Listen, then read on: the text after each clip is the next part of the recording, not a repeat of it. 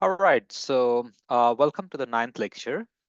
Today we'll be starting the central limit theorem, and also before doing that, we'll try to understand what is meant by the convergence in distribution. Okay, so let's get started.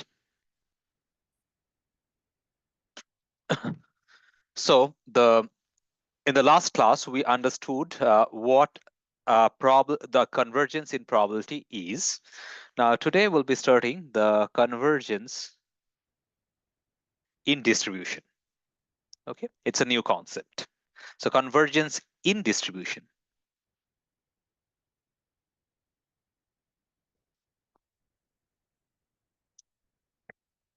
So let's write it right away. So definition. So we have a bunch of random variables xn. So it's a sequence. Be a sequence of random variables,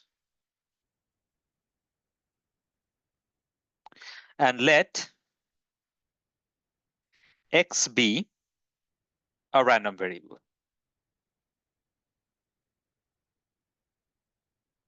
Okay, so we have a sequence of random variables xn. So that means x1, x2, x3, so on. And then x is another random variables. Now let f of x sub n and f of x be respectively the CDFs of xn's and x.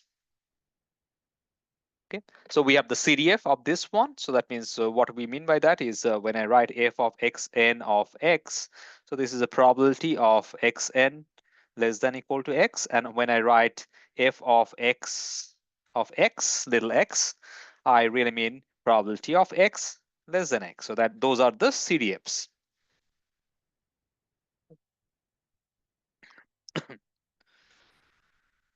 Now let C of fx denote the set of points for which this fx is continuous. Okay, so C of fx denote the set of all points where this f of x is continuous.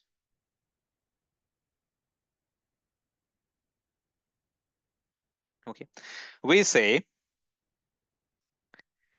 xn converges to x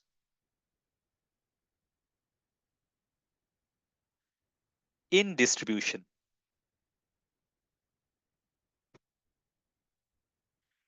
So note these words.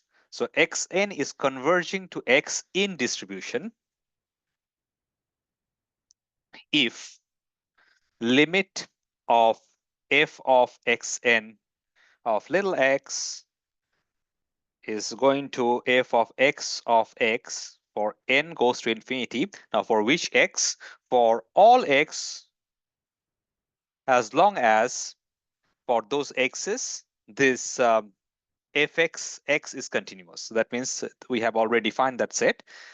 So x is in the set of continuous functions, or so x is in the set of all points for which this fx is continuous.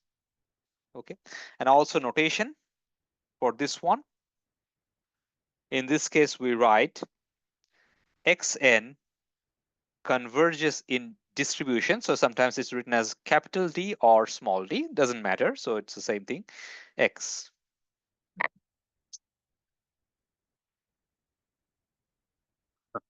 Okay, another name. So we say this x as the, so let's call this x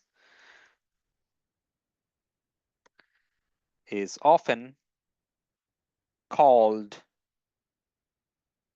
an asymptotic distribution.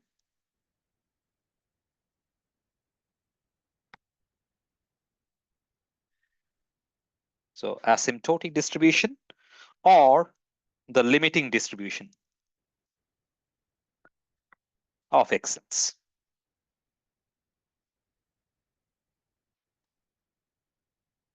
Of the sequence xn. Okay. Now, sometimes, so suppose we are having that, sometimes we just uh, make a little bit abuse of notation, and we can say informally refer this asymptotic in many ways. For example, let me just explain what I just meant. So what I meant is, suppose, this is a little abuse of notation, but it's very common. So moreover, um, instead of saying, so in many cases,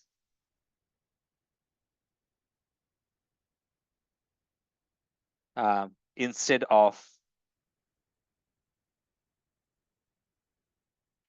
saying, for instance, xn is going to x in distribution, where x is a standard normal distribution, say normal 0, 1.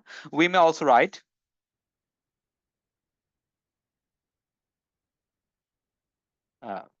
instead of writing xn is going to x, when xn is going where this x has the standard normal distribution.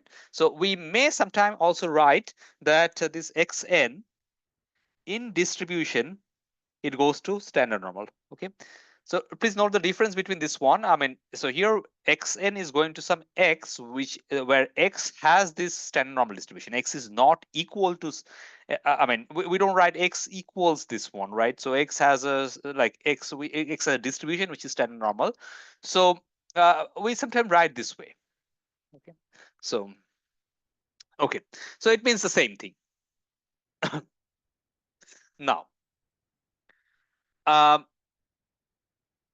there is a reason why the continuity for the so remember that when I write this definition, I had a set. So this limiting behavior is true for only those points for which this fx is continuous, because there can be examples for which it can be shown that this distribution actually never converges when it never converges for the points of discontinuity. For example, let me show you. Let example to show why we need x in the set of continuous functions in of the definition. So we write C of fx for the limiting behavior. Suppose xn, let xn be a random variable, an RV with all mass, all its mass at 1 over n, and let x be a random variable, an RV,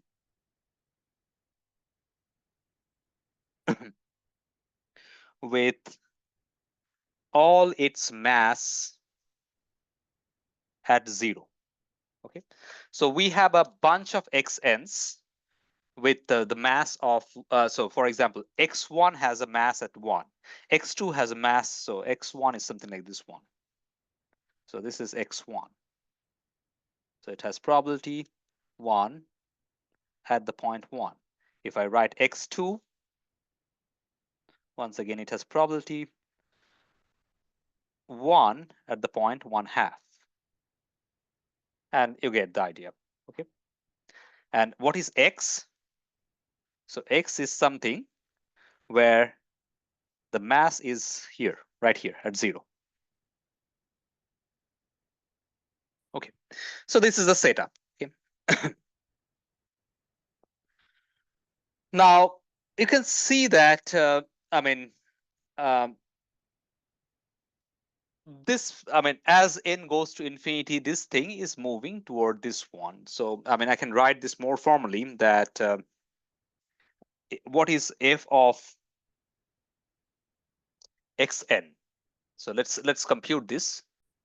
So then we have, say, f of xn of x, which is equal to what? Its probability of xn less than x. So it depends on where the x is. So if this x is bigger than 1 over n, that means what is this one?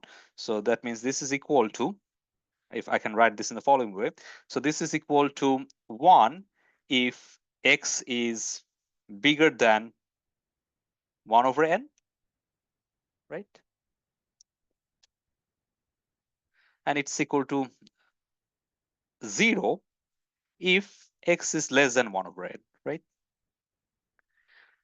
So let me just draw a picture. So for example, we have 1 over n. I'm drawing the picture for xn, which I didn't draw here. Yeah, I drew x1, x2, etc.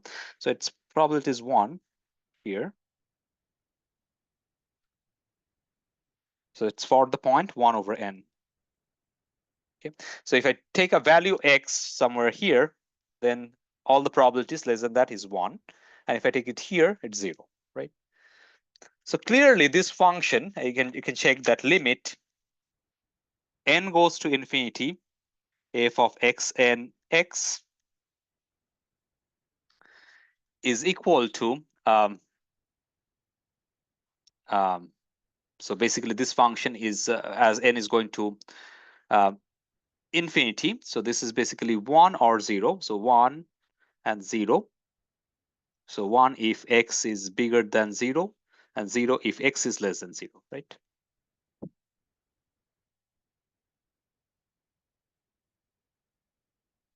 Now what is fx? So fx, let's write fx, which is, so basically what we have is, sorry, I made a mistake. So here, we have this one. This is correct. Now, when I take the limit, so this becomes an this was an inequality. So so it was bigger than equal to. So it becomes strictly bigger than, and this is less than equal to. Because when we have the point 0, so basically for, I mean, for every positive number, if I think about the a particular value, so as long as is x is more than 0, little bit more than 0, so then its value is 1. Okay, and as long as it's less than, I mean, so this inequality, it becomes equality. Okay, so also we have that quantity, so which is f of x of x. What is that? Its probability of x is less than x, which is equals to 1 if x is bigger than equal to 0, and it's 0 when x is less than 0, right? Look at this picture. So it's when bigger than equal to 0, so it's 1, and when it's less than 0, it's 0. Okay, so now let's just focus on the like where these functions are continuous. So this function, this f of x is continuous everywhere except at 0. So c of fx is really the everything. So x such that x is not equal to 0, a set except for the 0 point. What is wrong with this 0 point? So note that what is fx of 0? So fx of 0 from this one, I found it's 1, right? But what is limit of x, limit of n goes to infinity, f of xn of x? So here 0 is included here, so it's 0. So they are not equal. So if we have a point where there is a discontinuity, they are not equal. However, for all the points where this is continuous, they're matching. So let's write this down and finish it. So also we have, but for all x in C of fx, we must have limit n goes to infinity, f of xn x is equal to f of xx. Okay. So hence we say xn converges to X in distribution. So that means this bunch of masses, which is just the probability 1, and it's sort of moving to the left. It's converging to this kind of distribution in probability. In distribution. Okay, because this is a statement in distribution, because the probability the CDF of the xn's are converging to CDF of X. Okay. Now, a very important thing is convergence in distribution that we learned.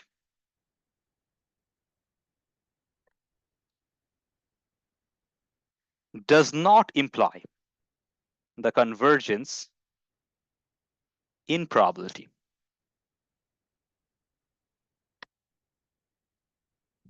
Okay. Because this one, first, let me just say why intuitively it's true, and then we'll see some example. But intuitively, what it means is convergence in distributions means that it's property of the distribution. Okay? It only concerns the CDF of the xn's and the x. However, this convergence in probability is, this is a way of saying that a sequence of random variable xn is getting sort of closer to another random variable x. So this is telling something about the sequence of random variables itself. Okay, so xn's, not only its distribution, not only its CDF, but the distributions of xn's are getting closer. And this one is saying something about the CDF. Okay, so now it's just a intuitive way of understanding, but a simple example can illustrate this. Okay, an example, counter example to show this. Okay, let us consider. So let X be a continuous random variable. So we need continuous random variable with PDF f of xx. Okay, so that's a PDF. Okay, that is symmetric about 0. For example, it can be a standard normal distribution. So it can be something like this one, which is symmetric about 0. So that is what we need is f of x of minus x, which is same as f of x.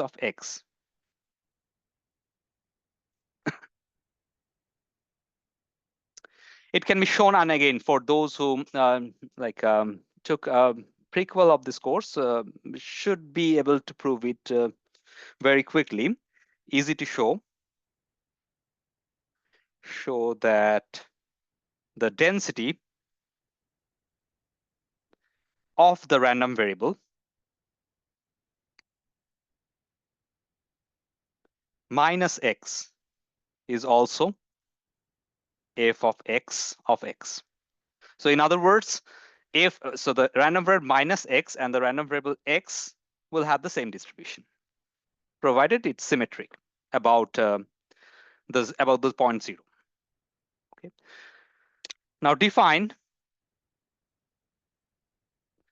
a random variable xn, which is given by x if n is even, it doesn't matter, n is odd, and minus x if n is even.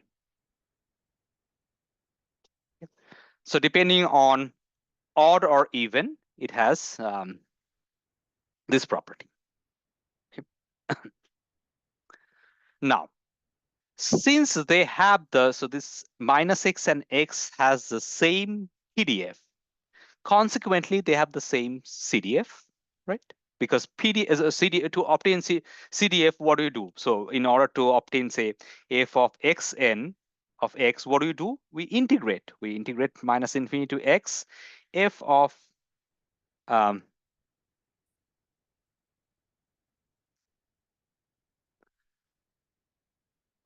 xn. So basically the for xn, what is the PDF? So it's basically x when n is odd. But what is the PDF for x? It's fxx, and it's when n is even, it's minus x. But once again, what's the PDF for minus x? So it's fxx. Okay, so that means PDF for xn.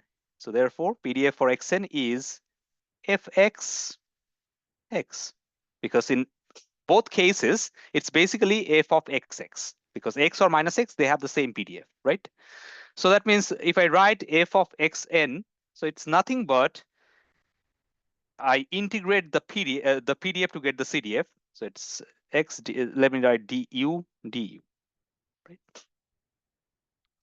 But what is that? It's basically fxx, isn't it?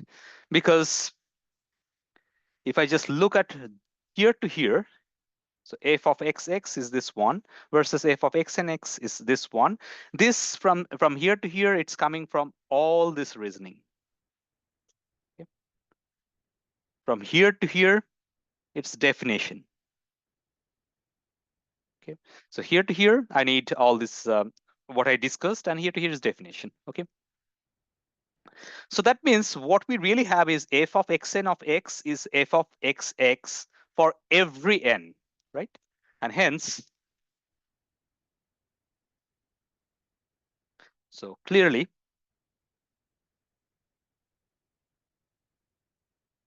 f of xn of x equals to f of x of x for all x.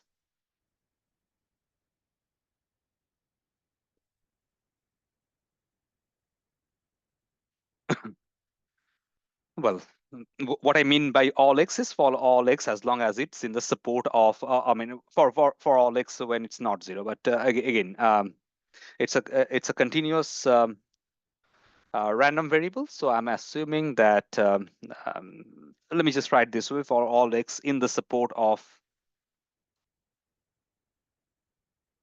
a, because when it's so that means when it's non-zero, right?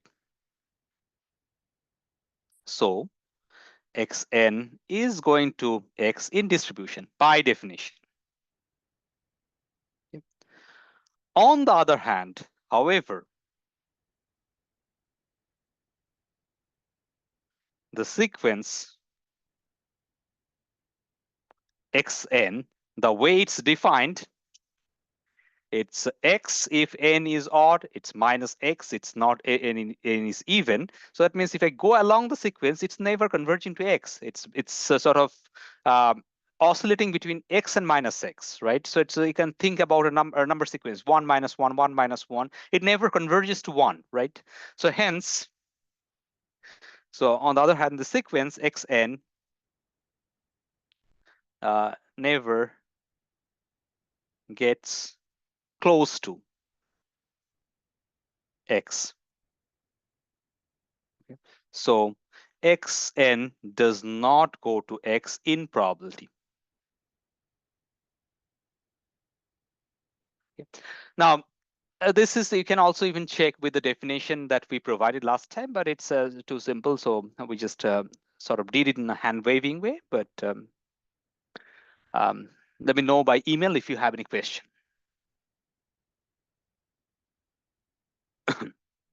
Okay. All right. So now let's see. Let's take an example. Another example.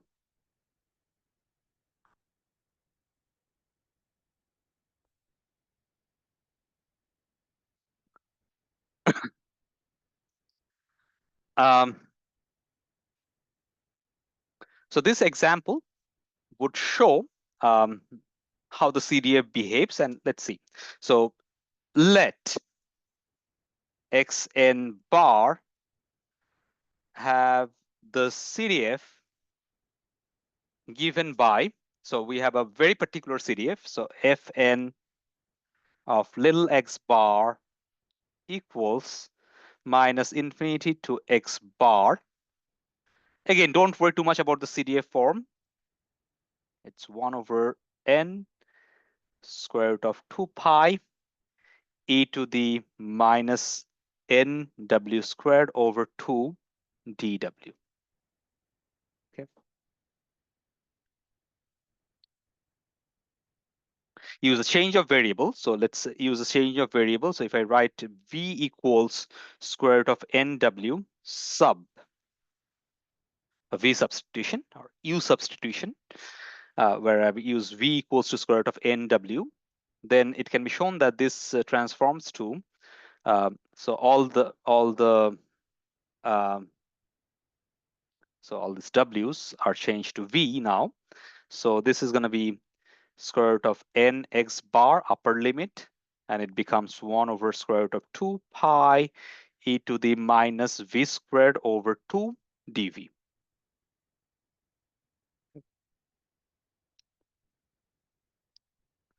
Now, what happens when, say, n is going to infinity?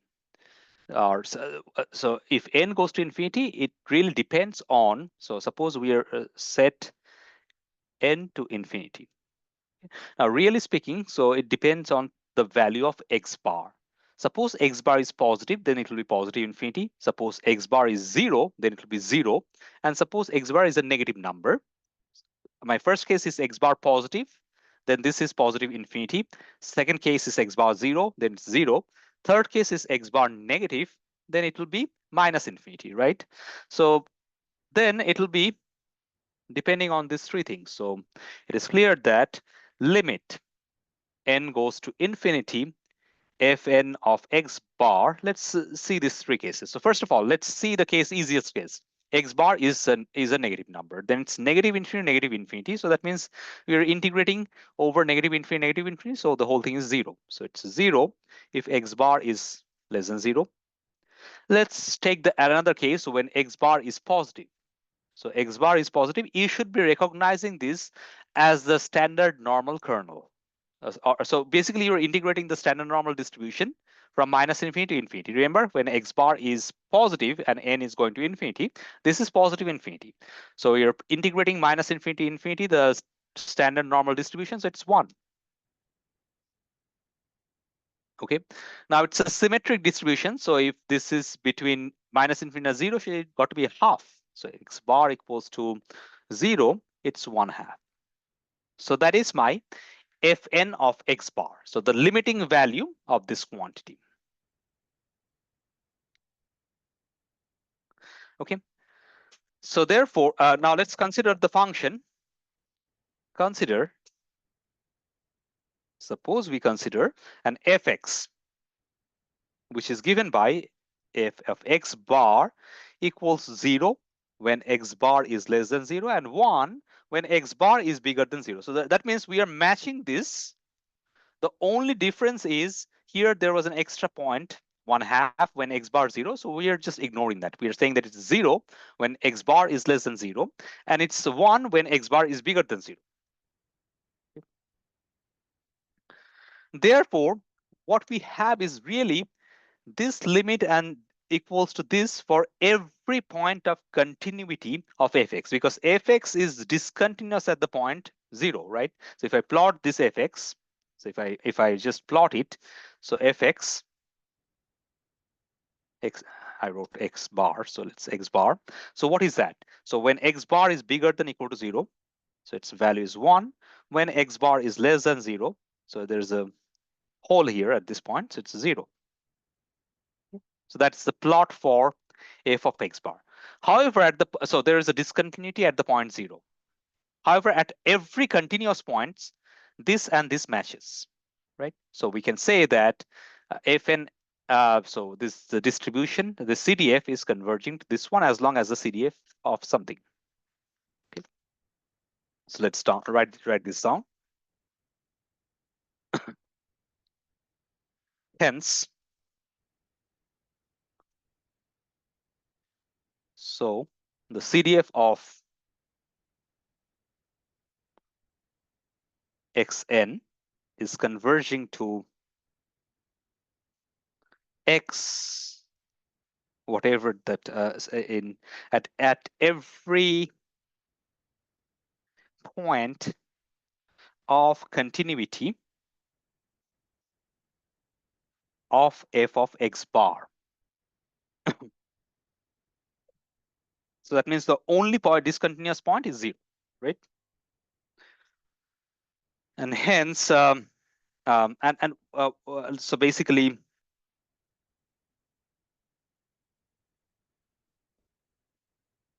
so what does it mean? So it means that basically, what kind of distribution is this one? So it's saying that as long as it hits the value 1, its probability becomes 1 and it stays at 1. So that means it's basically its value is 0 at the value. So it takes a value 0 with probability 1. So what is that term? F of x bar equals to 0 when x bar less than 0 and 1 when x bar bigger than 0. So this really means it is the CDF for a distribution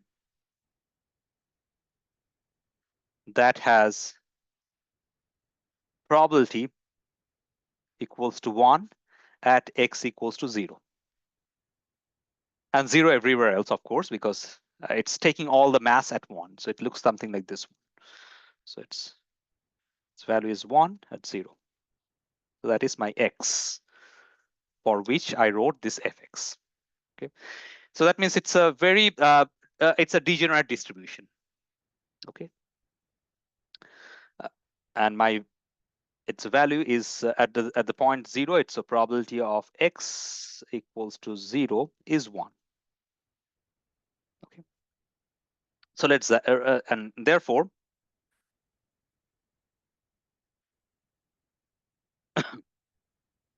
we can write that the sequence x1 bar, x2 bar, x3 bar, etc. converges in distribution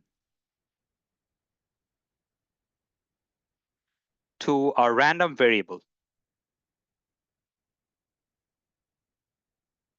that has a degenerate distribution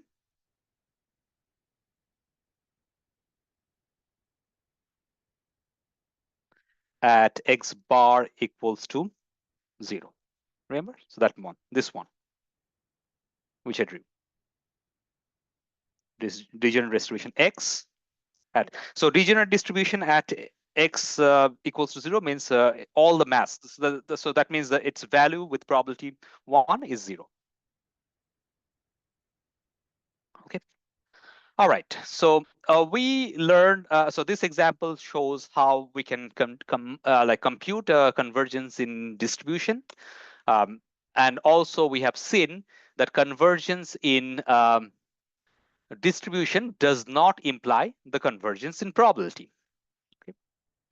Now let's write a couple of theorems which are very useful, but will not prove it. So let's write those statements at least. So this theorem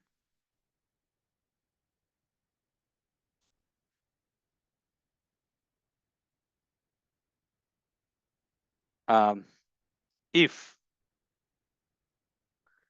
xn converges to x in probability. So this is a convergence in probability that we discussed in the last class. Then xn converges to x in distribution. So remember, the other direction is not true. We have seen an example. So this direction is true. So note again, the other direction is not true. Will not prove it, but I'll write this statement.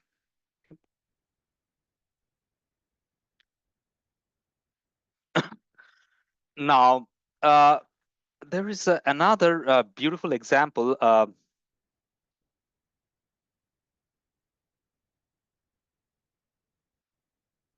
Which we'll be probably doing after some time. After some time, we'll be doing a very nice example, but let me just write this theorem after this one. A follow-up of this one, and probably will be proving it theorem, the next one. If xn is a sequence that converges to a number, a constant b in distribution. So suppose it converges to some b where b is a constant, say number 55 or something like that. So suppose xn is converges to b in distribution. Just like in the last example, we have a bunch of sequences which is converging to 0 in distribution. Okay? So it degenerates to basically a number. So in this case, yeah, that should be a good example. So in the last case, it was converging to 0 in distribution. Okay. So for example, in the case of last example, we can write this xn bar is converging to 0 in distribution.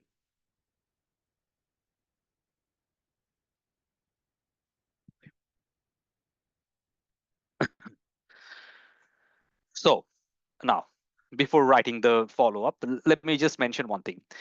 If xn is converging to x in probability, then it always converges to x in distribution. So this direction is true. However, if xn converges to x in distribution, xn does not converge to x in probability, as we have seen before. What is an exception? There is an exceptional case where this direction is actually positive, meaning that when something xn is converging to x in distribution, actually that leads to a convergence probability. So this is sort of an exceptional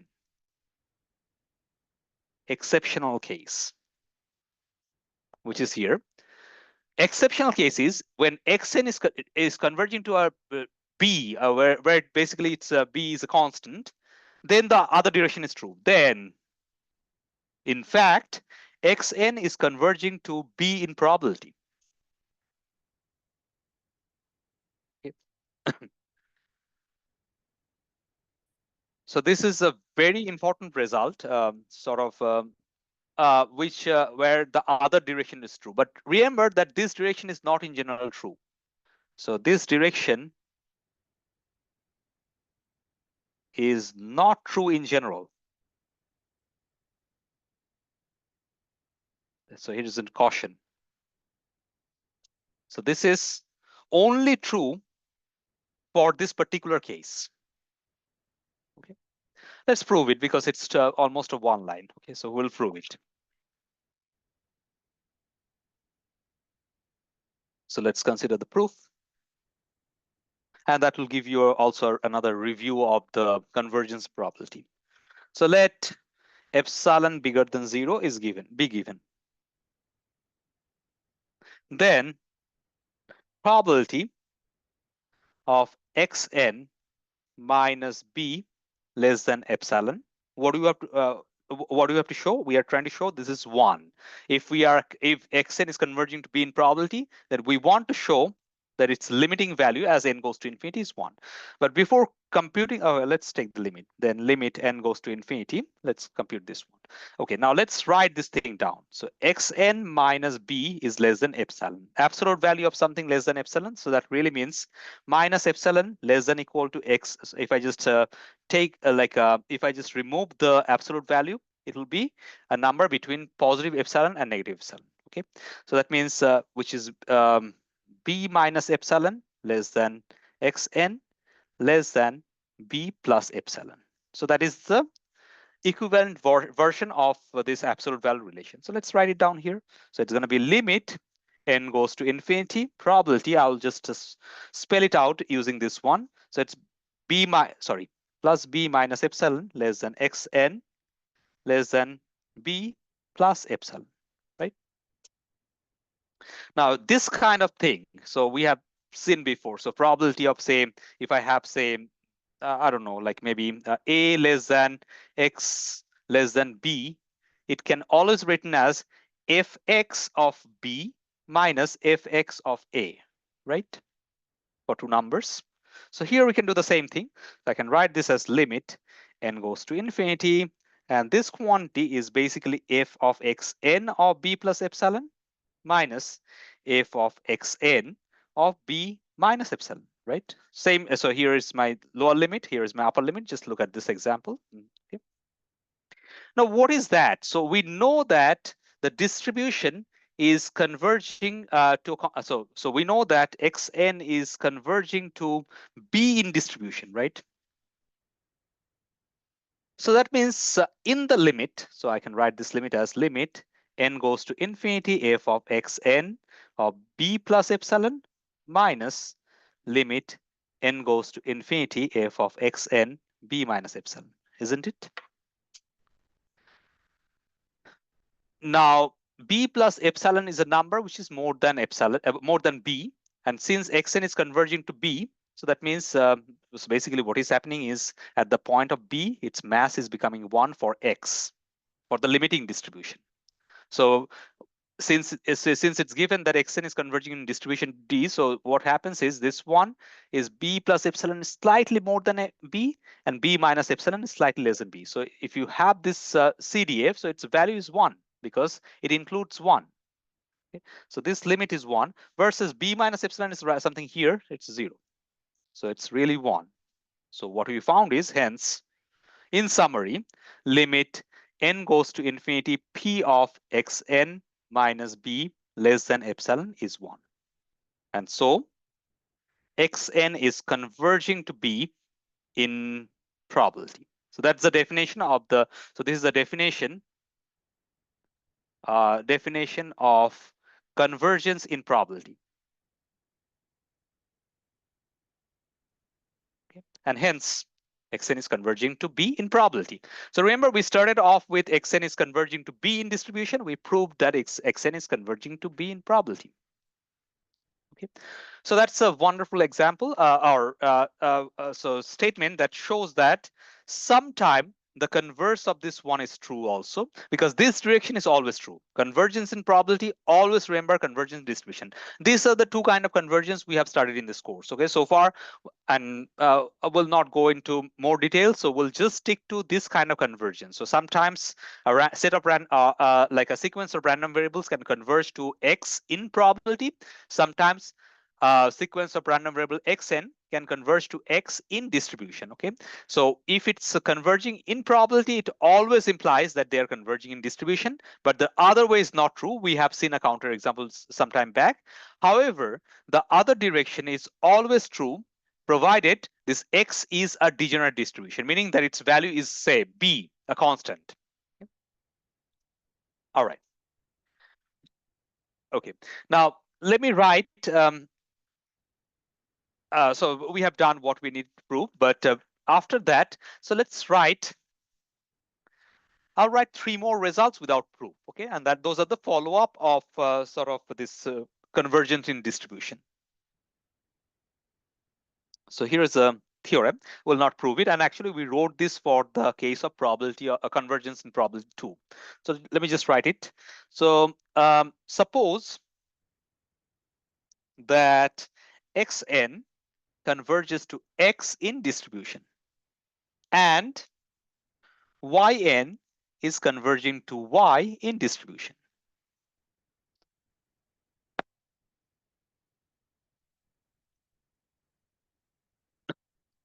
Okay, so then xn plus yn is indeed converging to x plus y in distribution. That's the first thing. Okay, so if we have a sequence that is converging to x in distribution, if we have a sequence, another sequence that's converging to y in distribution, then the sum of these two is converging to x plus y in distribution. Okay. Second one, little more subtle than this one. Suppose xn is converging to x in distribution, and yn is converging to 0 in probability. Note the difference. Okay. Then, in fact, xn plus yn is converging to x in distribution. In distribution. So one is a probability, one in distribution, then this is true. Two more and we are done. So theorem, again, I'm just listing this without proof. Suppose xn converges to x in distribution and g is a continuous function.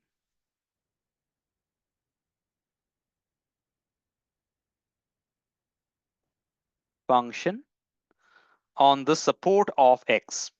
What is the support of x? For the x for which x is non-zero of x. Then g of xn converges to g of x in distribution.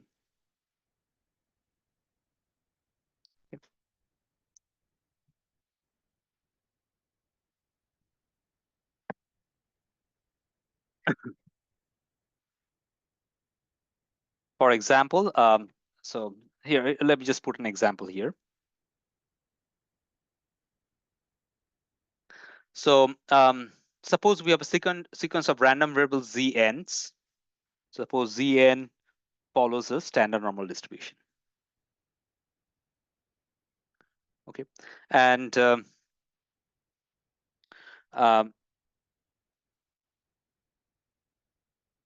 um, Zn converges to some z in distribution. So suppose. So let we have bunch of Zn's, so on.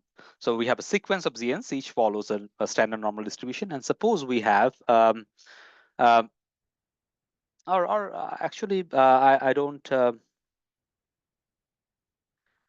I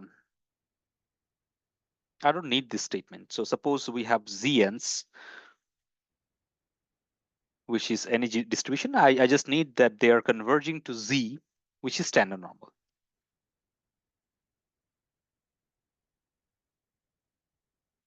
Okay.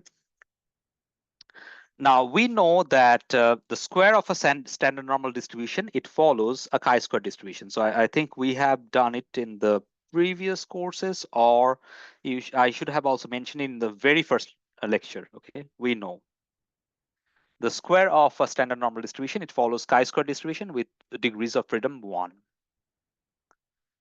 So that means, what does it mean? So that means we know that Zn is going to Z in distribution.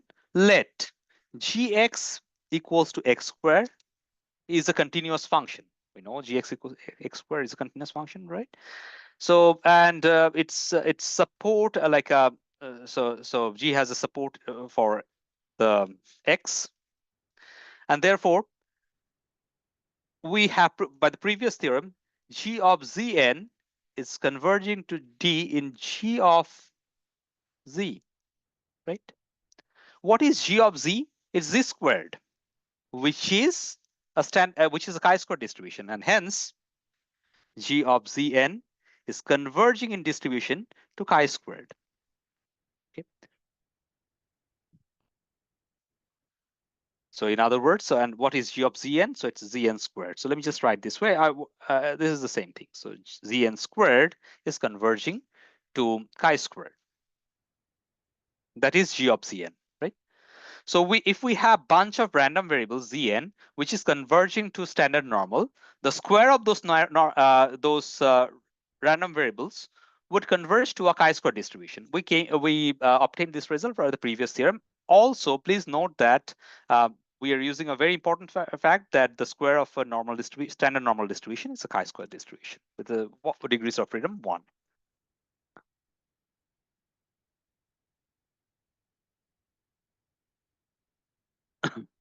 Final theorem. So theorem, it's called the Slutsky's theorem. Is the last one. Let, and I'm writing this because we'll be using it. Let xn, xan, and bn be random variables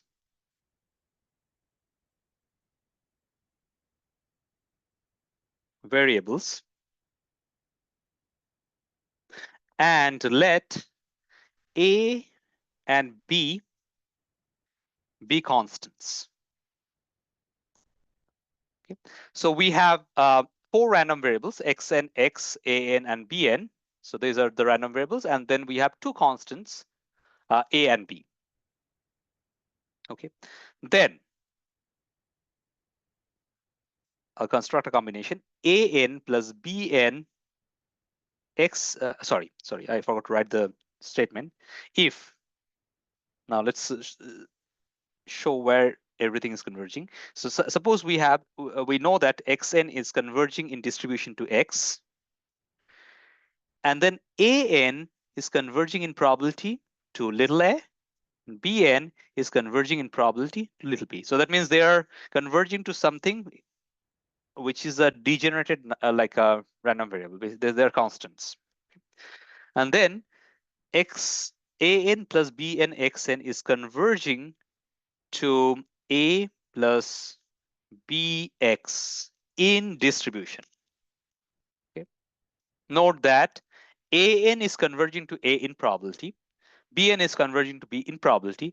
Therefore, it means that they are also converging in distribution, because when you're having something like this degenerate, therefore, this version really means an is converging to a in distribution and bn is converging to b in distribution. So we have basically an is converging to a in distribution, bn times xn is converging to bx in distribution, and we have a theorem that if two random variables are converging to something, and then the sum is converging to the limiting object in distribution, and we are done. Okay, so but this is the Slutsky's theorem. Okay. Now let's see. Let's write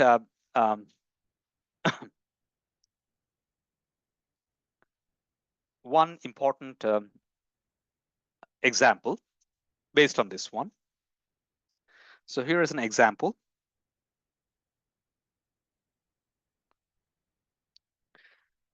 So this is called the maximum of sample from uniform distribution. So it's called the max of a sample from a uniform distribution.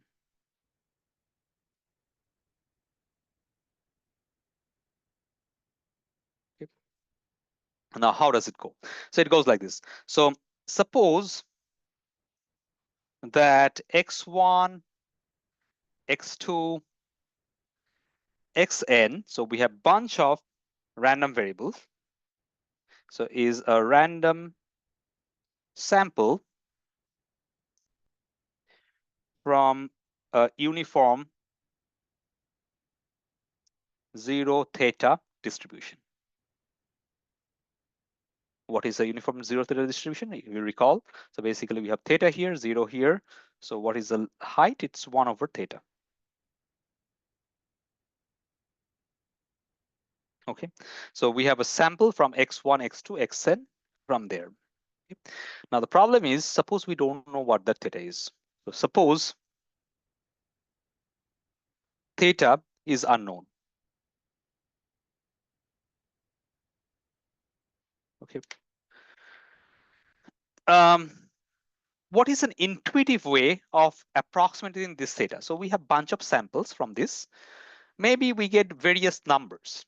Why don't we just call the maximum number to be theta? So suppose we have the value of x1 here, x2 here, x3 here, x4 here, so on. So if that is the case, we'll call, say, x4 to be theta. Whatever is the maximum, we call it theta. So intuitive estimate. So intuitive estimate of theta is the max of the sample, right? So that is a reasonable way. Whatever is the max from the sample, we call that is the intuitive intuitive value of the theta. Sorry. Now, let's see. How do you compute the CDF of, for example, this yn. So let's define, say, let yn be equal to maximum of xn, x1, x2, xn. Okay. So what is this quantity yn? So yn is a quantity. So that is just taking the maximum of all those. And why do we care about this one? Because we want to compute we want to estimate this theta. Okay. Let's try to find the CDF of this one. Okay. Find the CDF. Let's call this step 1. So find the CDF of yn. Okay. Well, let's see. So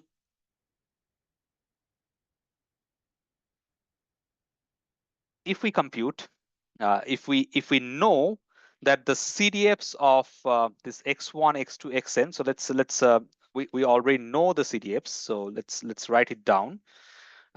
This is going to be let me just write it here.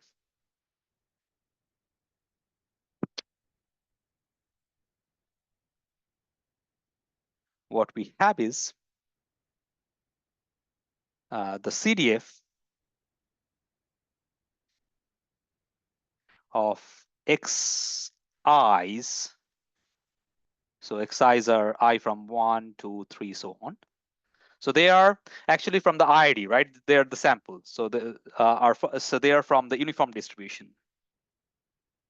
Is f of x of, I don't know, I of little x equals to what? So it's basically CDF of the uniform distribution. So it's basically 0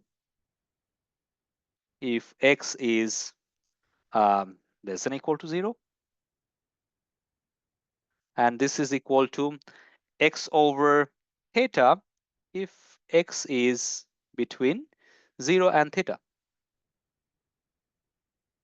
And it's equal to 1 if x is bigger than theta, right? So this is the CDF of x follows uniform distribution in the interval 0 theta. You can check. So this is the uniform distribution's CDF, where where theta is the upper limit of the x's, and if x happens to be more than, so this is exactly the picture that I drew here, okay, where we don't know theta, but if we knew, this is the case. Okay. Now, therefore, so for f of yn, now remember, let me just rewrite it. Yn is not.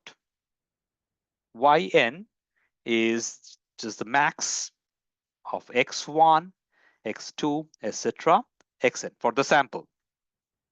Okay, let's compute f of yn of y.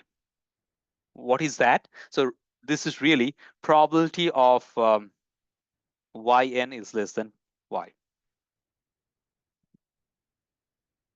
Right. So this is nothing but, since so if yn got to be less than y, and yn is the maximum of all this, so that means each of this got to be less than y. So that means probability of xi is less than y for I equals to 1 to n. Now these are IIDs, so xi's are IIDs. So since they're independent, I can split this probability up, and this is basically probability of xi less than y. And I can remove, so let's say IID from x. Let's call the common distribution by x. So let's write this to the power of n. Okay, and what is that? So that is the CDF of, so this is basically f of y to the nth power. Okay. So what is f? It's a CDF of the uniform distribution, right? So basically, Let me just, I'm just trying to see how the best. So let me just write, I don't want to write I, so let's write X. So where X follows uniform 0 theta. Okay. And that is something I wrote here. Okay. So hence f of yn of y is equal to 0 if y is less than 0. Now this is a power of nth power, so it will be y over theta to the nth power if 0 less than y less than theta, and it's equal to 1 if y is bigger than theta. Okay. So that is the PDF of the maximum. Okay. Okay. Now, why do I even need it?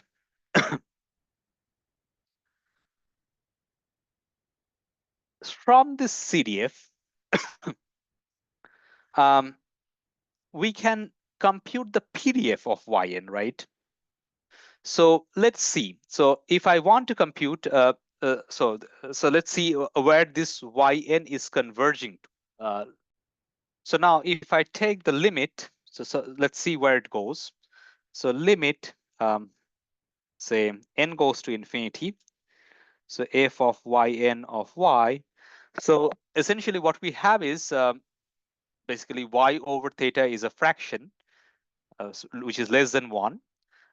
When I take the power n and let n go to infinity, so that is going to 0. So what we have is 0 for y less than 0, as well as for when y is less than theta. So we have basically y less than theta. I'm combining these two. And it's equal to 1 for y bigger than equal to theta. Okay, so what we really have is we are seeing it's again I mean after theta it picks up in a way. So in a way that what we have here is there is a point theta where it's having probability 1, and then it's 0 everywhere else. Okay, so it degenerates to 1. So what we really have is this quantity, this random variable yn. So this yn is converging to the to the degenerate random variable theta. Okay. So what is that? So basically we have a theta with probability 1 and so on. Now remember that we have seen this thing. So once this yn is converging to something in distribution, and this something is basically a number, then that would mean by the previous theorem, by the previous result, that yn is in fact converging in probability to theta, isn't it? So that is the case, right? And hence, going back to something we defined last time. So last time we defined an estimator to be consistent. So here is an aside again. So a consistent estimator. We discussed this last time.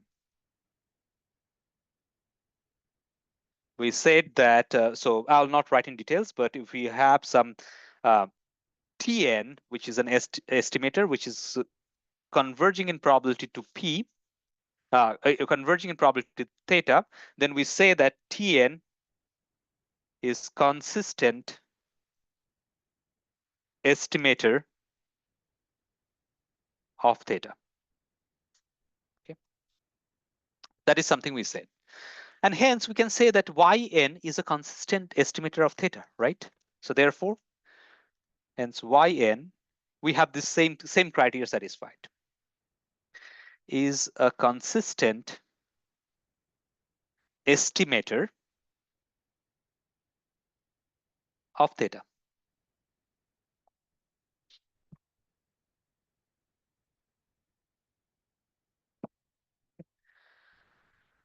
All right, so so this is a very nice example which shows that I mean this constructed estimator is consistent.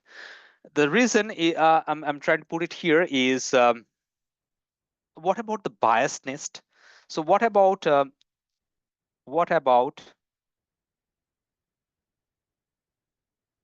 unbiased estimator? What we are saying that if we have a sample and we just pick the sample mean, or sorry, the sample max, and we estimate the value of theta by that sample max, that's really a consistent estimator according to our definition. That means that Tn is converging in probability to that theta for, I mean, it's a convergence is in probability. Okay. What about unbiased estimator? Remember, for that, we need that E of Tn got to be a theta, right? So that's a unbiased. There are two important things. One is being unbiased and one is being consistent. So we have seen that it's consistent. What about being unbiased? Now let's compute the unbiasedness here. So what is E of Yn? How do you compute it? Well, to compute it, basically, we know that Yn satisfies some distribution. So Yn is the max of this one, and we have, we have we know that the CDF, so this is the CDF of Yn. So from there, I can compute the PDF. So let's compute the PDF. So from the CDF of Yn, we can compute the PDF of Yn is given by f of Yn of y is by differentiating. And if I differentiate this quantity with respect to y, I get the first one. I mean, it's still 0. It becomes n times y over theta to the n minus 1. And sorry, I can write n over theta to the n and then y to the n minus 1, right?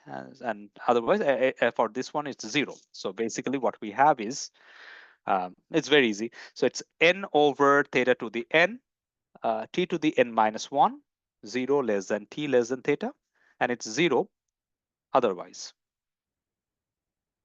right?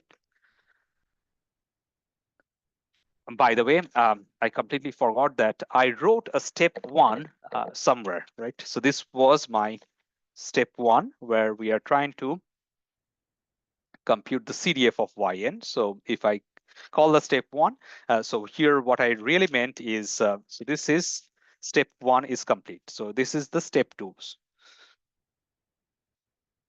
So step 1 was about showing that, so step 1 is about showing that this Yn, to show Yn is a consistent estimator for theta. That is the goal for step 1.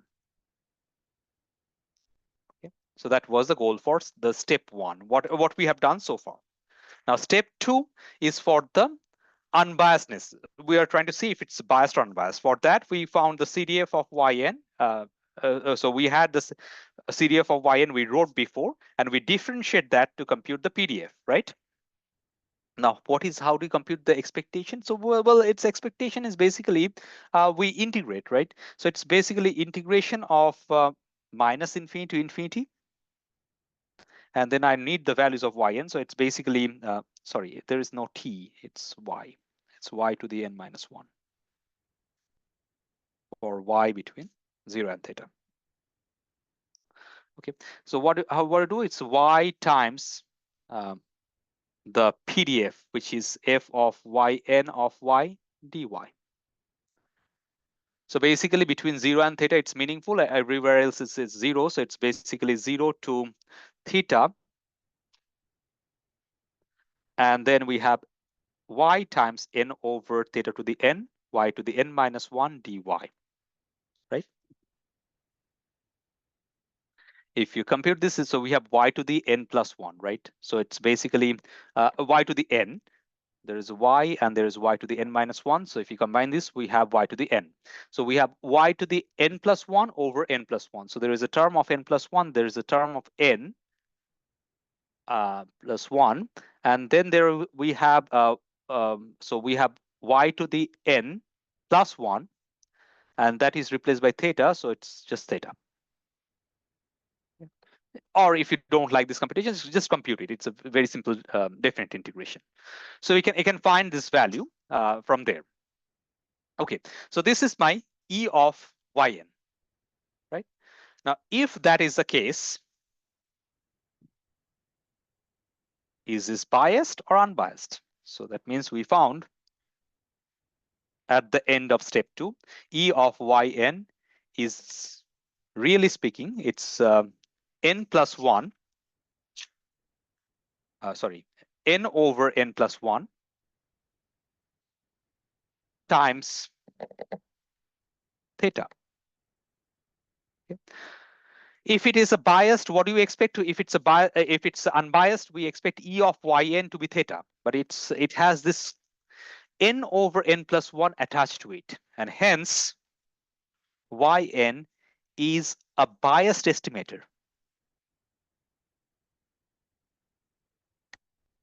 of theta. So this is an example. So this is an example that shows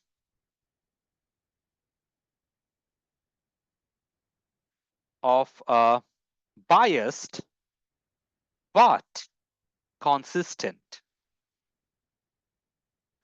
estimator of theta. Okay, so we have seen it's biased, but it's consistent according to our definition. Okay, so this example should be kept in mind for. But the reason we are doing it right after we studied the convergence in distribution, because remember at some point of time we proved this is the distribution is converging to theta but that really shows that yn is converging to theta in probability by the previous theorem, right? Because it's a number. Okay. Now with this. We are at the very end of this section. So this is pretty much all we wanted to study with this convergence in distribution. But I will just cover very briefly one concept which is sort of important. So it's important in the sense that, so it's I mean, let me just write a result which will show you how the functions can be computed for or how the values of random variables are computed in the case of some functions. So here is a theorem, and I'll not prove it. It goes like this. Let for those who are interested, so this is part of the delta method in textbook. We'll just need this result. We'll not cover this section, but if you're interested, this is the section 5.2.2 in textbook. Okay. There's a very interesting section. I mean, you can read it, of course. I mean, it's not really hard to understand, but it has some technical things, so which I'll not really cover in this course. So let me just mention this theorem, which is the only one which that we'll need from this particular section. So it goes like this: let xn be a sequence of random variables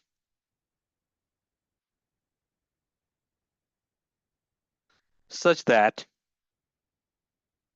square root of n xn minus theta is converging in distribution to a normal distribution with mean 0 and variance sigma squared. Okay. It's a very special case, right? So square root of n times xn minus theta is converging in distribution to a normal distribution. Now, we are not saying anything about the sequence. This can be a sequence of any random variables.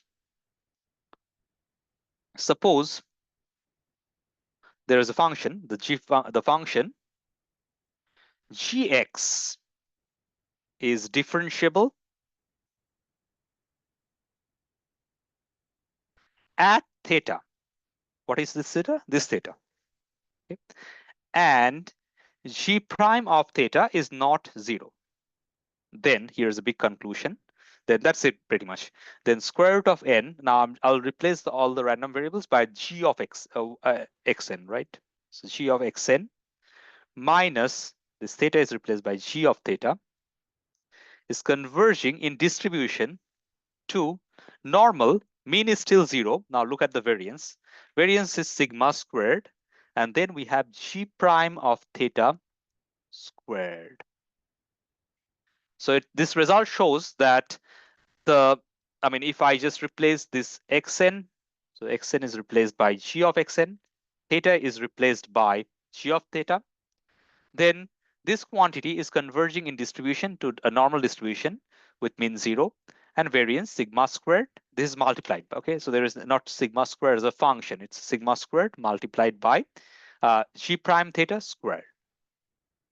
Okay, this is a sort of very useful result which we'll be using for a lot of different computations. Okay, so for example, we'll be later on developing the asymptotic result of something, and we'll try to make it not dependent on a particular parameter. And therefore, in those cases, this is really, really helpful. Okay. Let me just put a quick example right here.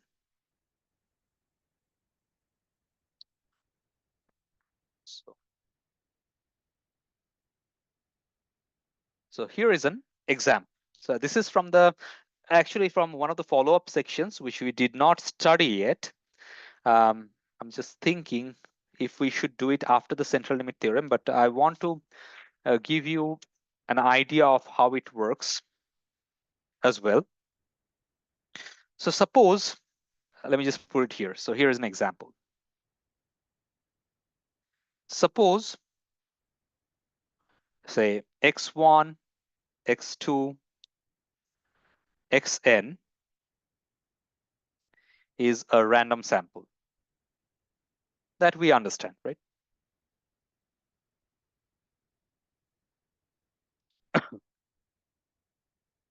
With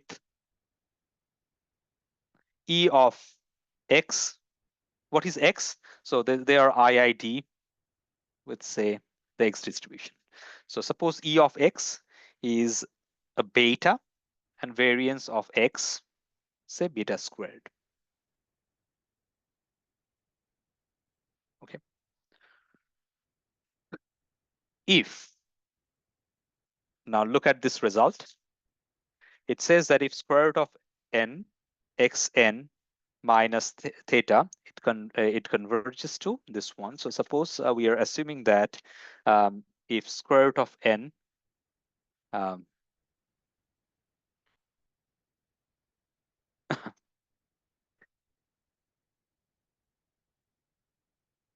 the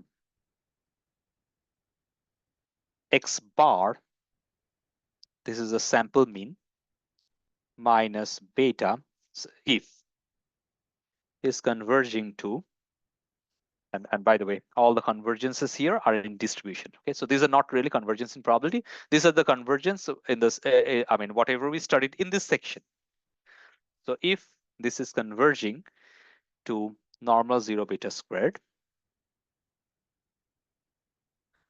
then we can suppose, so let we take g of x to be, say, log of x, okay, which is continuous when x is bigger than 0. And what is g prime of x? So it's 1 over x.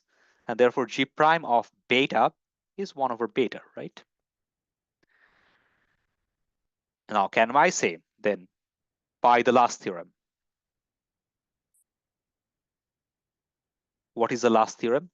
It's saying that if xn minus theta is going to this, then if I just replace all the x's, if I just impose this function g, which is continuous, which is differentiable at theta, and g prime of theta is not 0, then this is going to this one. Look at the structures. It's a sigma square. What is sigma?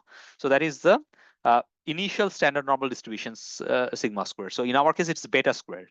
What is g prime of theta? So we have computed this to be 1 over beta. So it's, if I compute the 1 over beta squared, it's 1 over, so it's basically 1 over beta squared. So we have beta squared times 1 over beta squared for this particular G. And hence we have its following standard normal distribution. So we have square root of n log of x bar minus log of beta. It converges in distribution to normal 0. And then we have to write beta squared G prime beta squared by the last theorem, which is really normal 0, 1. Okay. Now, what is the advantage? The advantage is when I write a statement like this, it depends on beta.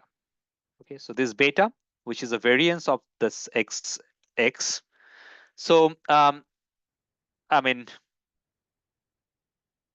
this quantity where it's converging to it depends on this beta.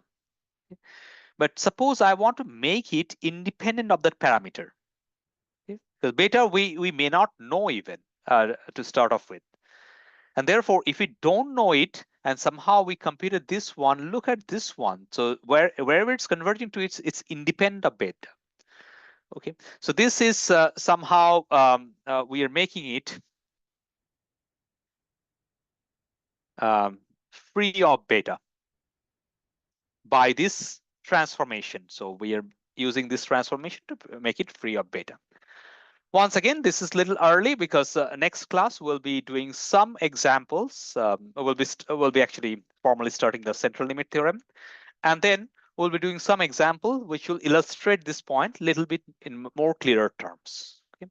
But as far as this section is concerned, so what we have studied, so this is sufficient. So that means if you are studying the convergence in distribution, that is the case. And the main takeaway from today's lecture is if we have something which is converging in distribution, it may not converge in probability, except wherever it's converging, that is a particular constant. Okay. However, the other side is always true. If something is converging in probability, that's always converging in distribution, okay, as we have seen before. So next time we'll be seeing how we can use the central limit theorem. Okay, so thank you.